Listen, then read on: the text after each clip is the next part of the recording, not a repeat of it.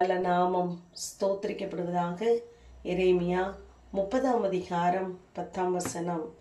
யாக்கோபே, நீ பயப்படாதே, இஸ்ரவேலே கலங்காதே என்று கர்த்தர் சொல்வதாக இங்கு எரேமியா சொல்வதை நாம் பார்க்கிறோம். இங்கு இஸ்ரவேல் ஜனங்கள், யூதா ஜனங்கள் மீட்கப்படுவதை குறித்து இங்கு எரேமியா சொல்லிக் கொண்டு வருகிறார். நம்மையும் தேவன் உளையான சேற்றிலும் பயங்கரமான குழியிலும் இருந்து நம்மை மீட்டெடுத்திருக்கிறார். ஆனால் நாம் மீட்கப்பட்டவர்கள் என்பதை மறந்து அநேக காரியங்களிலே சிக்குண்டு தவிக்கிறோம். இங்கு 5ஆம் வசனத்திலே சொல்லப்பட்டது போல தத்தளிப்பின் சத்தத்தை கேட்கிறோம். திகில் நம்மை சூழ்ந்திருக்கிறது. நம்மை சுற்றி சமாதானம் இல்லாத சூழ்நிலை. ஆனாலும் தேவன் சொல்கிறார், உங்களுக்கு இந்த உலகத்திலே உபத்திரவம் உண்டு, ஆனாலும் திடன் கொள்ளுங்கள், நான் உலகத்தை ஜெயித்தேன் என்கிறார். ஆகவேதான் அங்கு யாக்கோபை பார்த்து சொல்லும் பொழுது, உனக்கு இக்கட்டு காலம், ஆனால் நீ அதற்கு நீங்களாக்கி ரட்சிக்கப்படுவாய் என்று சொல்கிறார். நான் உன் கட்டுகளை எல்லாம் அறுப்பேன், அந்நியரை நீ உன்னை அடிமை கொள்ளுவதில்லை, நான் உன்னை ரட்சிப்பதற்காக நான் உன்னோடு கூட இருக்கிறேன் என்று சொல்கிறார். உன்னை பட்சிக்கிறவர்கள் யாவரும் பட்சிக்கப்படுவார்கள் என்று நம்மை தேற்றுகிறார். இங்கு 17ஆம் வசனத்திலே, உன்னை விசாரிப்பற்ற சீயோன் என்று சொல்லி உனக்கு தள்ளுண்டவள் என்று பெயரிட்டபடியினால் என்று சொல்கிறார். நம்மை யார் யார் ஒதுக்குகிறார்களோ, நிந்திக்கிறார்களோ, அவமதிக்கிறார்களோ அதை பார்க்கிற தேவன் அவர்கள் அதை சொன்னதற்காகவே நமக்கு ஆரோக்கியம் வரப்பண்ணி நம்முடைய காயங்களை கட்டுகிறவராய் இருக்கிறார்.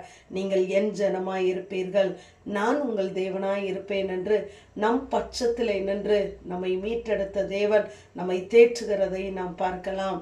அநேக நேரங்களிலே நாம் சோர்ந்து போகும் பொழுது, பயந்து போகும்போது, கலங்கி போகும் பொழுது இப்படிப்பட்ட வார்த்தைகளை நாம் அறிக்கையிடுகிறவர்களாய் இருக்க வேண்டும். கர்த்தர் என் தேவனாய் இருக்கிறார், நான் அவருடைய பிள்ளையாய் இருக்கிறேன், எனக்கு இக்கட்டு நேர்ந்தாலும் நான் அதற்கு நீங்களாக்கி ரட்சிக்கப்படுவேன். என்னை பட்சிக்கிறவர்களுக்கு விரோதமாக தேவன் எனக்காய் நின்று யுத்தம் செய்வார், என் பட்சமாக இருக்கிறார் என்று நாம் அறிக்கையிடும் பொழுது நிச்சயமாகவே தேவன் நம் பட்சத்திலிருந்து நமக்காய் யுத்தம் செய்ய போதுமானவர். அநேக வார்த்தைகளை கேட்டு நாம் சோர்ந்து போகிறோம். நாம் மாத்திரமல்ல, அங்கு வேதாகமத்திலே நாம் பார்க்கும் பொழுது எலியா எசபேலுடைய வார்த்தையை கேட்டு அங்கு சோர்ந்து போய் ஒரு நாள் பிரயாணம் பண்ணி, கர்த்தாவே போதும், என் ஆத்மாவை எடுத்துக்கொள்ளும் என்று சொல்கிறார். அந்த அளவிற்கு அந்த ஒரு வார்த்தை அவரை மிகவும் பாதிக்கிறதா இருந்தது. நம்முடைய வாழ்க்கையிலும் அப்படிப்பட்ட காரியங்கள் நம்மை பாரப்படுத்தும் பொழுது நாம் தேவ சமூகத்திலே போய் நிற்கிறவர்களாய் இருக்க வேண்டும். தேவ சமூகத்திலிருந்து வருகிற அந்த ஒரு வார்த்தை போதும். அன்று இஸ்ரவேல் ஜனங்களுக்கு மன்னா உணவாக காலையிலே பொழிந்தருளப்பட்டது.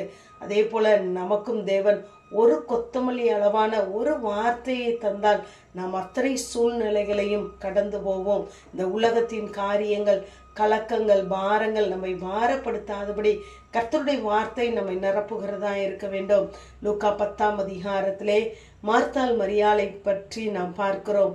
அங்கு இயேசு மார்த்தாளே மார்த்தாளே என்று கூப்பிடுகிறார். என்னை 2 தரம் கூப்பிடும் பொழுது அவளுடைய கவனத்தை அங்கு இயேசுவின் பக்கம் திருப்புவதற்காக கூப்பிடுகிறார். அவர் சொல்லுகிறார், நீ உலக காரியங்களினாலே கவலைப்படுகிறார், உன் சகோதரியாகிய மரியாளோ தன்னை விட்டு எடுபடாத நல்ல பங்கை தெரிந்திருக்கிறாள். உன்னுடைய கவலைக்கு யார் உனக்கு உதவி செய்தாலும் அது நிவர்த்தி ஆவதில்லை. ஆகவே என்னுடைய சமூகத்திற்கு வா என்று அழைக்கிறார். அதே போலதான் நம்முடைய வாழ்க்கையிலும் நாம் எல்லா சூழ்நிலைகளையும் மறந்து நாம் சூழ்நிலைகளை பெரிதாய் பார்க்காதபடி சூழ்நிலைகளின் மத்தியிலே தேவன் தந்த வார்த்தையை நாம் அறிக்கையிடும் பொழுது அந்த கொத்தமல்லி அளவான அந்த ஒரு வார்த்தை, ஒரு மன்னா நமக்கு நேராய் கடந்து வரும் பொழுது கர்த்தர் நம்முடைய பயங்கள், கலக்கங்கள், நிந்தைகள், நமக்கு விரோதமாய் வந்த எல்லா பலவீனங்கள், காரியங்கள், சூழ்நிலைகள் எல்லாவற்றிலிருந்தும் விடுவித்து நம்முடைய இருதயத்தை, நம்முடைய சிந்தையை தேவ சமாதானத்தினால் நிரப்புவார். கர்த்தர் உங்களோடு கூட இருக்கிறார். ஆமேன். ஜெபம். பிதாவாகிய தேவனே, குமாரனாகிய இயேசு கிறிஸ்துவின் நாமத்தின் மூலமாய் உடைய சன்னிதானத்திலே வருகிறேன். யாக்கோபே, நீ பயப்படாதே, இஸ்ரவேலே நீ கலங்காதே என்ற வேத வார்த்தையின்படி கர்த்தாவே, நாங்கள் பயப்படும் பொழுது, கலங்கும் பொழுது கர்த்தர் தம்முடைய வார்த்தையை அனுப்பி உடைய பிள்ளைகளை கர்த்தரை குணப்படுத்தும்படியாய், தைரியப்படுத்தும்படியாய், பலப்படுத்தும்படியாய் ஜெபிக்கிறேன். கர்த்தருடைய கரம் கூட இருப்பதாக. இயேசுவின் மூலம் ஜெபங்களும் எங்கள் ஜீவனுள்ள நல்ல பிதாவே. ஆமென்.